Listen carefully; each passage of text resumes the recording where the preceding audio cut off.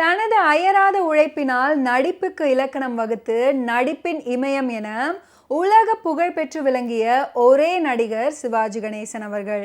இந்திய அரசின் உயரிய விருதுகளான பத்மஸ்ரீ, பத்மபூஷன் மற்றும் அண்ணாமலை பல்கலைக்கழகம் வழங்கிய டாக்டர் சிவாஜி, கலையுலகின் மிகச்சிறந்த கௌரவமான தாதா சாஹேப் பால்கே, பிரான்ஸ் நாட்டின் செவாலியே சிவாஜி, இலங்கை வழங்கிய கலை குறிசில், தமிழக அரசின் கலைமாமணி போன்ற விருதுகளால் அலங்கரிக்கப்பட்டவர் சிவாஜி கணேசன் அவர்கள். அப்படிப்பட்ட மகா கலைஞனின் திரைப்பயணத்தில் நடந்த பல சுவாரஸ்யமான விஷயங்களை தொடர்ந்து இந்த நிகழ்ச்சியில் உங்கள் கூட ஷேர் பண்ணிட்டு வரோம். தொடர்ந்து பார்க்கலாம். இது சரித்திர நாயகன் சிவாஜி கணேசன்.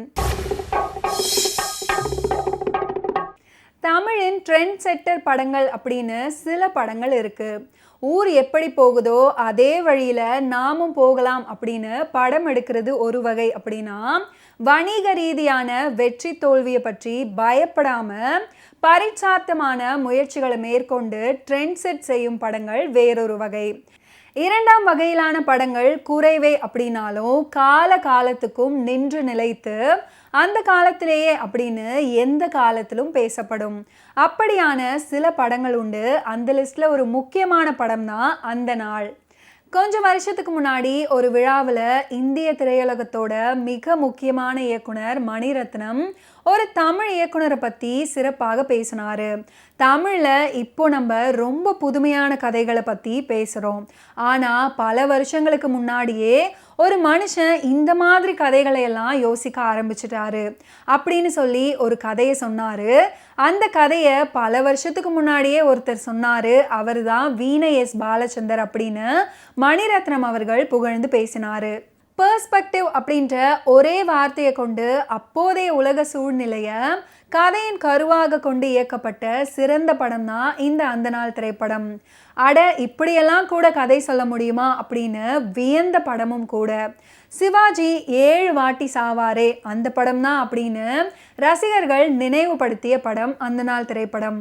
ஒரு சம்பவத்தை பார்த்தே இருக்காத தரப்பின் ஒவ்வொருவரின் கோணத்திலும் காண்பது, முடிவில் சஸ்பென்ஸாக மனைவிதான் அவரை கொன்னது அப்படின்ற ட்விஸ்ட் கொடுத்து அதன் அதிர்ச்சி அடங்கும் முன் ஏன் கொன்றாள் என்பதையும் விளக்கும் இந்த அற்புத திரைப்படம். நடிகர் திலகம் அப்படின்னு போற்றப்படும் சிவாஜி கணேசன் நடிப்புக்கே பல்கலைக்கழகமாக விளங்கியவர் அப்படின்றத சினிமா ரசிகர்கள் பலரும் அறிவார்கள். இந்த நிலையில சிவாஜி கணேசன் தமிழ் சினிமாவில் யாரும் தொடாத ஒரு சாதனையை பண்ணியிருக்காரு. அதாவது சிவாஜி கணேசன் நடித்த 2 திரைப்படங்கள் ஒரே நாளில் வெளிவந்துச்சு. அதுவும் 1 அல்ல 2 அல்ல பல முறை வெளிவந்துள்ளது. அவ்வாறு எந்தெந்த தேதிகளில் என்னென்ன திரைப்படங்கள் ஒரே நாளில் வெளிவந்துச்சு அப்படின்றத பார்க்கலாம். அந்த லிஸ்ட்டில் அந்த நாள், கல்யாணம் பண்ணியும் பிரம்மச்சாரி அப்படின்ற இந்த திரைப்படங்கள் ஒரே நாளில் வெளிவந்திருக்கு. அந்த நாள், கல்யாணம் பண்ணியும் பிரம்மச்சாரி ஆகிய 2 திரைப்படங்களுமே 13 ஏப்ரல் 1954 வெளியானது. இந்த 2 திரைப்படங்களிலுமே சிவாஜி கணேசன் தான் ஹீரோ. இதில் அந்த நாள் திரைப்படம் காலத்தை தாண்டியும் பேசப்படும் திரைப்படமாக அமைஞ்சிருக்கு. அந்த காலத்தில் ஒரு திரைப்படத்தில் 15 முதல் 20 பாட்டுகள் இருக்கும். ஆனால் புதுமை முயற்சியாக பாடல்களே இல்லாமல் வந்த படம். அந்த காலகட்டத்தில் கதாநாயகனாக நடித்து கொண்டிருந்த சிவாஜி அவர்கள் இந்த திரைப்படத்தில் நாட்டை காட்டி கொடுக்கும் தேச துரோகியாக நடிச்சிருப்பார். முதல் காட்சியே கதாநாயகன் சிவாஜி அவர்கள் துப்பாக்கியால் சுடப்பட்டு இறப்பார். அந்த கொலையை யார் பண்ணது அப்படின்னு கண்டுபிடிப்பது தான் மீதி கதை. அந்த கொலையை கண்டுபிடிக்கும் போலீஸ் அதிகாரியாக ஜாவர் சீதாராமன் அவர்கள் நடிச்சிருப்பாரு. படம் ரொம்ப விறுவிறுப்பாக பஞ்சம் இல்லாமல் போனதுக்கு காரணம் திரைக்கதை எழுதிய ஜாவர் சீதாராமன் நடித்த சிவாஜி மற்றும் பண்டரிபாயுடைய நடிப்பு தான் காரணம். அந்த நாள் திரைப்படம் வெளியாகி ஏறத்தாழ 70 ஆண்டுகள் ஆனாலும் இன்னைக்கு பார்க்கும்போது விறுவிறுப்பாக இருக்கும்.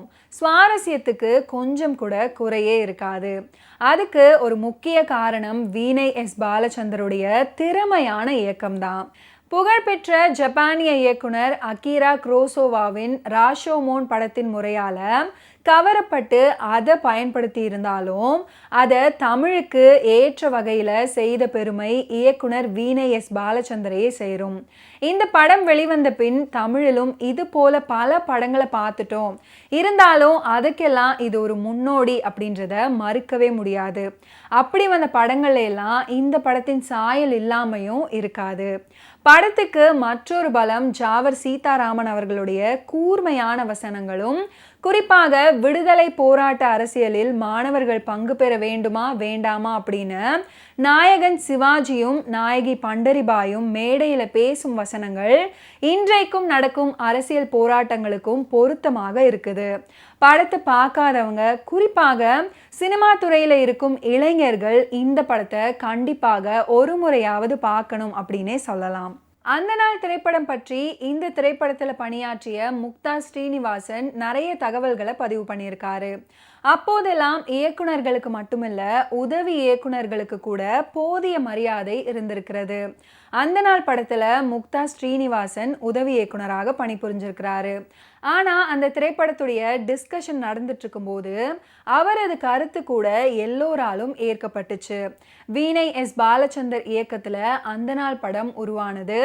தேச துரோகம் குறித்த அந்த த்ரில்லர் படம் பாடலே இல்லாத படமாக உருவாகுச்சு. ஆனால் படம் முடிந்த பிறகு டிஸ்ட்ரிபியூட்டர்கள் பாடல் இல்லாத படமா அப்படின்னு தயங்கினாங்க. படத்துக்கு 10 பாட்டு 20 பாட்டுகள் அப்படின்னு இடம்பெற்று வந்த காலம் அது. எனவே அவங்களுடைய தயக்கத்துக்கு காரணம் இருந்துச்சு. தயாரிப்பாளர், ஹீரோ எல்லாம் அந்த தயக்கத்தை ஏற்றாங்க. இயக்குனர் கிட்ட ஒரு பாடலையாவது வைக்கலாமே அப்படின்னு விவாதிச்சாங்க. இதில் இயக்குனர் எஸ் பாலச்சந்தரும் கொஞ்சம் சஞ்சலப்பட்டு போனாரு. ஆனால் நான் இயக்குனர்கிட்ட பிடிவாதமாக கருத்து தெரிவித்தேன். பாடல் வைக்கிறது அப்படின்னு முடிவெடுத்தா ஒரு பாடல் வேணாம், படம் முழுக்க வழக்கம் போல பாடல்களை வச்சிடலாம்.